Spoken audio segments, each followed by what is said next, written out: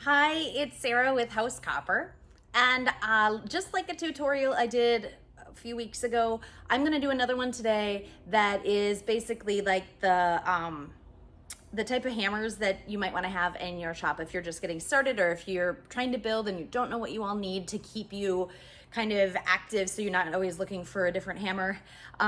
There's a handful that I always use. I know Bob always uses, and you can get them in different sizes and weights. But there's just a handful of hammers that if you're going to be doing a tin/copper shop, that you're going to want to have available to you for the different techniques that we do all the time working with this particular type of sheet metal, and doing these types of builds that I do in these videos. So it's just going to be another quick like this, and this. Most of these hammers you can find online, you can find on Amazon, you can find at your local hardware store, you can find at Home Depot.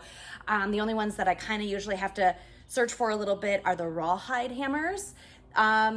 But otherwise, there's very few that you need to get yourself started, and a lot of them can be used for multiple things while you're here. So without further ado, I'm going to show you the hammers that I use and what they're called, and that'll be it.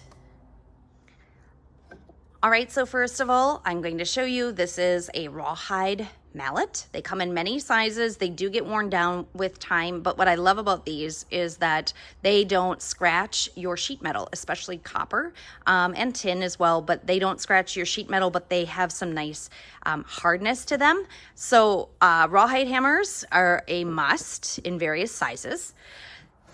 Along with that, you can also have a rubber mallet. This Bob actually shaves down one side so it's round for raising lids and stuff like that. But this is doesn't actually have the strength of the Rawhide. It's soft enough that it really doesn't do a lot in terms of when you're trying to move metal, but it does help with smoothing out, and it doesn't leave marks as easily as a Rawhide will when you're using it.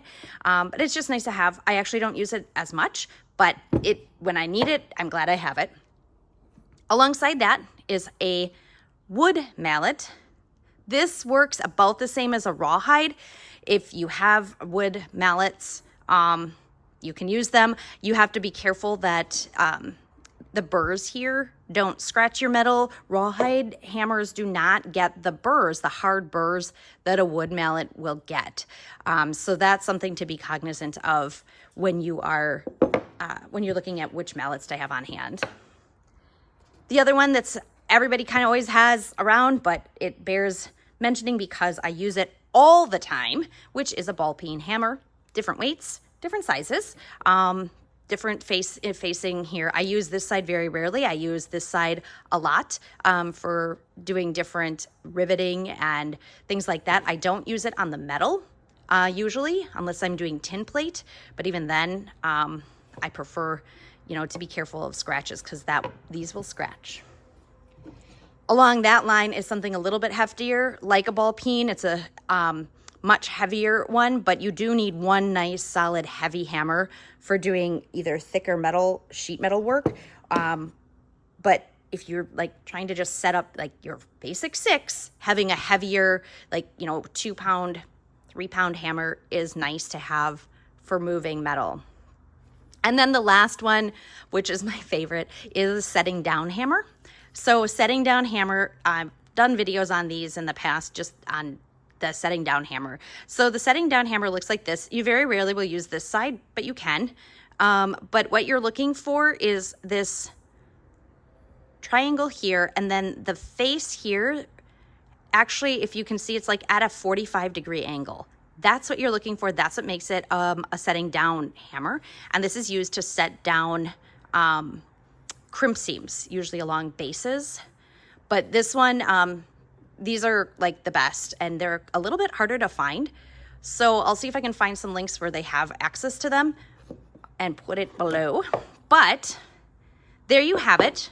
If you're just getting started, these are your 6 hammers for doing coppersmithing, traditional coppersmithing, and or tinsmithing.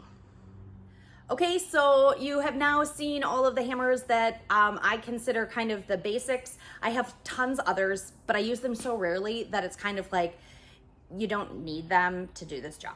But anyway, hopefully that's helpful. If I can find links for some of them that I can attest to, I'll put them down below so you don't have to go hunting for them via the Google.